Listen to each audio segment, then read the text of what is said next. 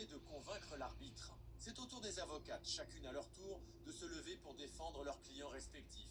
D'un côté, Maître Bouassoun, de l'autre, Maître Fagelès. La parole est à la partie demanderesse. Madame l'arbitre, la partie adverse tente de faire passer mes clients pour des girouettes.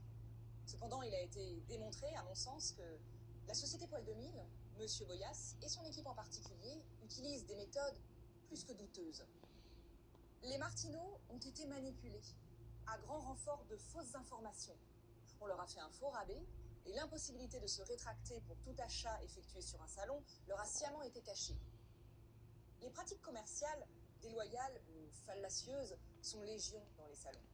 Et il nous appartient de lutter contre si nous voulons que les citoyens gardent confiance dans les lois de ce pays.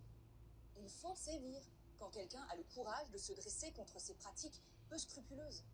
C'est pourquoi nous demandons l'annulation du contrat signé par mes clients avec M. Boyas à hauteur de 4 000 € sans pénalité, la restitution de leur chèque d'acompte, 1 500 € de préjudice moral et 1 500 € de remboursement de leurs frais de justice.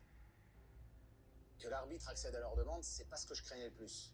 Non, c'était plutôt l'amende pour pratique commerciale fallacieuse qui me faisait peur. À mon sens, les Martineaux n'avaient rien prouvé. Mais l'arbitre, elle pouvait être d'un autre avis. Merci, maître. Je donne maintenant la parole à votre consoeur, maître Fagelès, pour la défense. Madame l'arbitre, nous avons vu que mon client, Monsieur Boyas, a rempli ses obligations d'information concernant l'impossibilité de rétractation. Le panneau est bel et bien affiché en bonne place sur son stand et dans les bonnes dimensions. Il a également passé plus d'1 heure à discuter avec Monsieur et Madame Martineau. 1 heure d'explication, de sensibilisation. Alors, contrairement à ce que Madame Martineau essaie de nous faire croire ici, il ne les a pas obligés à signer le contrat sur un bout de table en 5 minutes. Non, la signature de ce contrat a été l'aboutissement d'un dialogue constructif. Maintenant, comme vous l'avez dit vous-même, il n'y a eu aucun abus de confiance, aucun abus de faiblesse, ni aucune vente forcée. Dès lors, je me demande bien ce qu'on fait là. Les Martineaux regrettent leur achat, comme ça leur est déjà arrivé par le passé.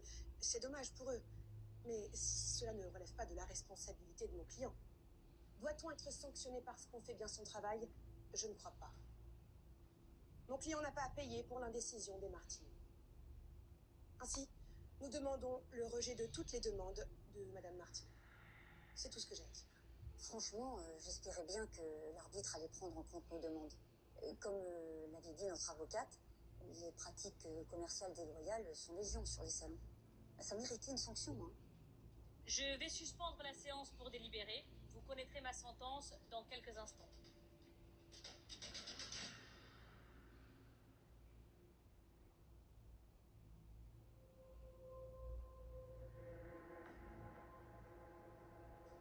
Christine Després s'est retirée afin de réfléchir à comment trancher ce conflit qui oppose un couple représenté ici par Rosa Martineau au directeur commercial d'une société de poêle à bois.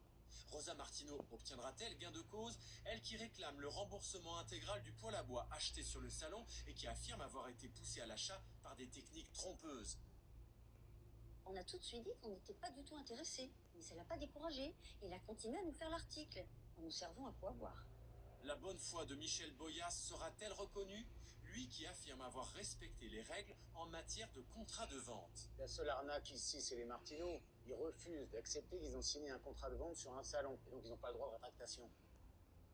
Christine Després fait son retour dans la salle pour annoncer sa décision.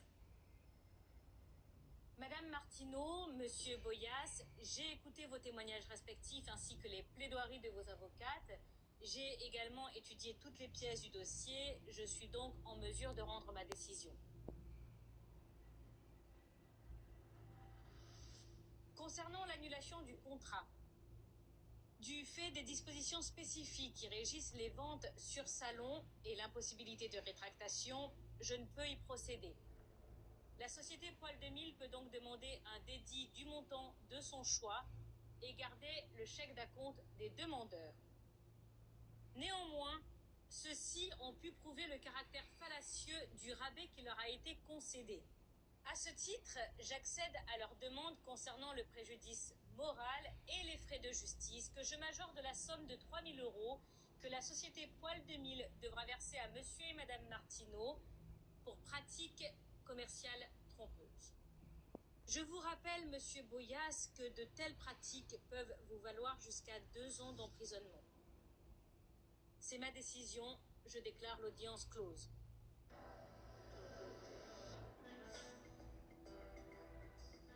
Quand elle a dit qu'on allait recevoir les 3 000 € de dédommagement, en plus des 1 500 € de préjudice moral et du remboursement des frais de justice, j'ai dû me retenir de lui sauter dans les bras.